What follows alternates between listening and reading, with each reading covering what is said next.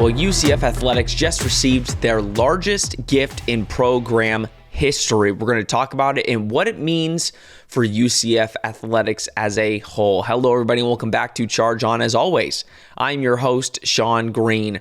Before we get started, as always, a quick word from our sponsor, BetOnline. BetOnline continues to be your number one source for all your basketball wagering needs, including pro and college hoops throughout the year. With up-to-the-minute odds, stats, and trends, you can follow your favorite team's path to the playoffs with in-game live betting, contests, and all the best player props. Experience the world's best wagering platform anytime from your desktop or mobile devices. Head to BetOnline today to become part of the team, and remember to use promo code BELIEVE for your 50% welcome bonus on your first deposit. BetOnline, where the game starts. I've been doing a lot of betting. I've been doing a lot of betting on my cell phone, using BetOnline. So I implore you guys to go check them out, or whatever betting site you use. But BetOnline definitely is a good one. They've got really good lines. And yeah, I've been getting into that. I probably shouldn't be getting into it, but obviously bet responsibly. But yeah, listen, obviously a couple days ago, it's Friday now, or I'm recording this on Friday and we're posting on Friday. We got the huge news that UCF's very own Taylor Gerring has committed or pledged $5.5 million to UCF Athletics. He's also pledged $1 million to the Kingdom, which is obviously the NIL collective at UCF. And we're going to talk about just the information that came out about it. And then we're going to talk about how this affects UCF as a whole. Obviously, not much UCF news. Basketball is becoming kind of disappointing. Hopefully, they can get a win tomorrow against Texas Tech. I think it's a must-win game. A lot of these have been must-wins, but tomorrow is for sure a must-win. But I'm going to read a little bit of the article that UCF posted on their website, and then we're going to go from there. So, on this article, it says, as part of Mission 12, the Knight's strategic athletics fundraising campaign to ensure a successful transition to the Big 12 Conference, this commitment will help fund construction of a new football administration and coaches building as part of the Hagel Football Gateway Project. In recognition of this extraordinary leadership gift, the UCF Board of Trustees voted today to honor Gerring by approving the naming of the Taylor A. Gerring Football Center. And Taylor said, I'm happy to give back to the university to show my appreciation for everything that's been provided to me. My hope is that it inspires other students to achieve great things. It also says in the article that, and again, this is going to make a lot of people happy. It says, in addition to the Taylor A. Gerring Football Center, the Hagel Football Gateway will feature Nicholson Plaza, McNamara Cove, which will offer student athletes a recovery river and hydrotherapy, a renovated Wade and Dench Sports Center, which will include an expanded football team locker room, the Thau family locker room, enhancements to UCF's football practice complex, a new VIP parking lot, and a pedestrian promenade. Phased construction is scheduled to start in the spring of 2024. That right there, that is the biggest news. Well, let me rephrase. That's the second biggest news besides the $6.5 million getting pledged in some form or fashion to UCF Athletics. Right? Out of all of that, we now know that there is going to start being construction this spring. So we're probably a month or two away from construction happening. And that's amazing. I mean, we've all seen the renderings, right? I feel like we've seen those renderings for 2 years now.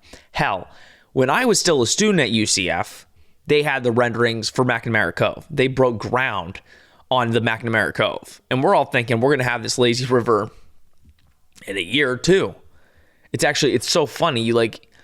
If you go talk to recruits like Gabe Davis or past recruits that are now, in the NFL or moved on, they say, yeah, they were using that as a recruiting topic back in 2018 that, yeah, we're going to have a lazy river. So the fact that it's now starting to happen, and the fact that a UCF alum, Taylor A. Gerring, gave all of this money, obviously has become really successful in his own right, gave all this money to UCF Athletics, as a way to continue pushing forward and making sure that UCF doesn't get left behind. Listen, UCF has a lot of work to do, right? And I think in the college football landscape, it's making me a little nervous, right? If you talk about the amount of money that each program, if they actually go through with this deal, where colleges are paying the players and they kind of take out the middleman with NIL, and that's what Charlie Baker wants to do, the NCAA. There's going to be schools like UCF that might not be able to afford it. And I think obviously all these schools are going to say they can afford it, and they're going to do everything in their power to make sure that they can afford it. But right now, UCF would not be able to afford that transition. They would not have enough money coming in that'd be able to operate, pay, and do all of those things. That's why the NIL collectives for all of these schools can kind of be a little bit of a middleman, right? Because if you can't afford certain players, then you just don't pay them, right? If you can't afford them. But with this new rule that might get enacted, it would basically force UCF to pay every single player a certain amount of money or more. And that's kind of scary for some of these programs. So when you look at a guy like Taylor, who comes in, has made a very successful career for himself, founder of, a Bitcoin company, maybe I'm wrong about that. I don't think it's, I don't know the cryptocurrency landscape, so I apologize. I know it's ETH. I understand that. But to go and pledge not just the $1 million to NIL, but to pledge the $5.5 million to UCF Athletics, and for them to say, we're breaking ground on this now, is huge, is absolutely huge. Because again, the whole point of building these facilities, the whole point of building out this football complex and building out the stadium, which it's supposed to be done in 2026, 2027, to build all that out, it helps recruiting. It helps bring more revenue to the conference or to UCF. It helps bring more people to UCF. And that's what this is. It helps everything. Part of the reason UCF is getting the TDT funding from the city of Orlando is because they were really the only project out of every single project that was ready to break ground right away and had already put money of their own into the project, right? Most of the other people, like, Amway, well, no, because Amway still did a little bit, but now the Kia Center, but the Citrus Bowl, right? Or Camping World, whatever you want to call it. They were asking, or they still had a bunch of, they got approved for TDT many years ago, but they haven't put any of their own skin in the game. That's all been from the city of Orlando. So, UCF was saying, listen, we've already invested X amount of dollars into this project. All we need is a little bit of help. So they are getting that TDT funding, which is allowing them to start building this football complex, which Terry Mohajir said, listen, it's going to bring more people to UCF, more people to Orlando, more hotel rooms. Again, we saw it we saw it with Big 12 football. If you went to a home game, you saw all the opposing fans. It was a culture shock because we're so used to the American, or really the only game where fans would show up from an opposing team was Cincinnati. That was the only game that an opposing fan section would show up. And even then, it wasn't like a bunch of fans. It was a small amount of fans. Think about the Oklahoma State game. That entire section up top was filled. Baylor, the entire section was filled. Being in the Big 12 means you're bringing in different people, more people from different states. And again, it's putting you ahead in the college football landscape. And listen, Taylor Gerring said it. He wants to be the shortest lived, highest gift in UCF history. Because, again, to stay ahead of the track here when it comes to raising money, when it comes to this, you need to keep getting gifts. And listen, UCF, unfortunately, is at a disadvantage, right? UCF is a very young program.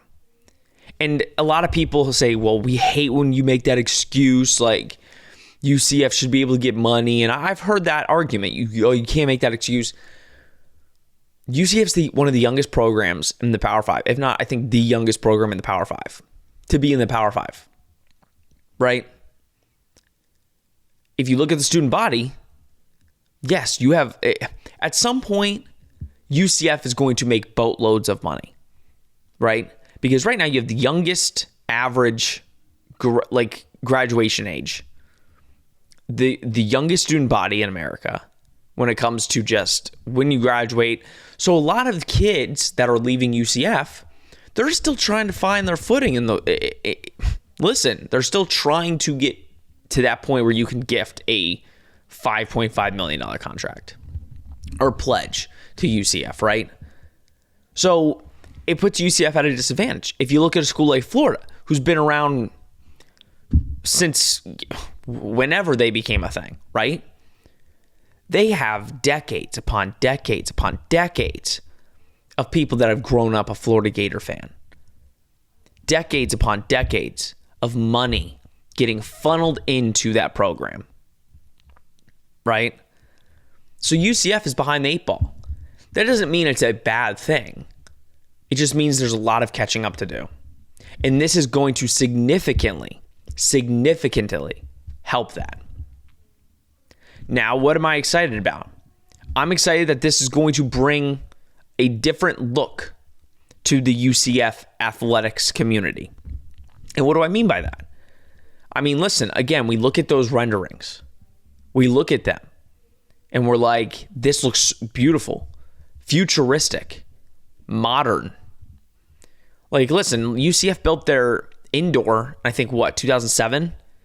It's like the first team in the state of Florida to have an indoor stadium, I think, in college. It was one of the first. I know it was the first in college. So, I mean, you look at that, UCF has always been ahead of the curve. And now just when the school down south, down the road, is building their stadium, UCF is trying to renovate and upgrade theirs. And I know when it comes to that topic, a lot of UCF fans are hesitant because it's the bounce house. You still want to keep that identity. You want to keep that identity of the bounce house. But if you look at the renderings, it's still going to be the bounce house. You have to add value. You have to add certain seats that will increase your revenue. Because call it like it is. If you look around the country and you look at football tickets for a college football game, UCF, to Terry Mahajer's credit and point, is one of the cheaper tickets that you could buy in the country. Now, next year, if you're looking at some of the prices, maybe not as cheap. But in that same token, UCF has made a lot of strides to make their tickets cheap. So when you get a gift like this, when you get a $5.5 million gift to athletics and a $1 million gift to NIL, you're improving recruiting because you're going to be able to pay some bigger time players. You're having better facilities. You're increasing your facilities and making them better so that when recruits come, they want to come, right? And you're also increasing revenue. I'm struggling today. Increasing your revenue because more people will be coming to your school. More money will get funneled into your schools.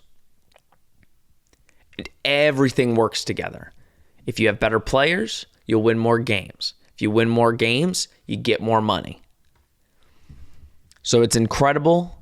It's absolutely huge. Huge for the program. And I'm excited to see all the construction at the beginning or in a couple months.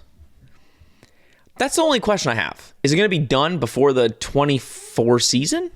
No way, right? There's absolutely no way it's done before the 24 season. I might be wrong. They might fast track that thing. Because realistically, it's only the building plus the outside area. So, I mean, it could be done in 7 months, 6 months. The fact that they're starting in spring makes me think they're going to be done before the season starts. But again, who knows? I guess we'll all find out together. But I want to thank Taylor Gerring again for making this donation. It's huge for the program, huge for UCF. And like he said, I also hope that he is the shortest lived biggest gift in UCF athletics history. I hope that too, because we need as much as possibly can get funneled into that program. All right, guys, that's going to do it. Just wanted to touch on that. We will be back next week. As always, please like, subscribe, comment, share. Do all that you do. We greatly appreciate it. We're going to continue pumping out videos every single week up until the season starts. And then we'll go to 2 episodes. So we got a long time to go, but spring ball is just around the corner. They start practice here in just a couple of weeks. So we're going to have all the coverage we possibly can about spring practice to start when they do start. Get your first look at KJ Jefferson and all the new additions to the UCF staff. All right, everybody, that's going to do it. This has been Charge On, presented by Bet Online. We will see you next week.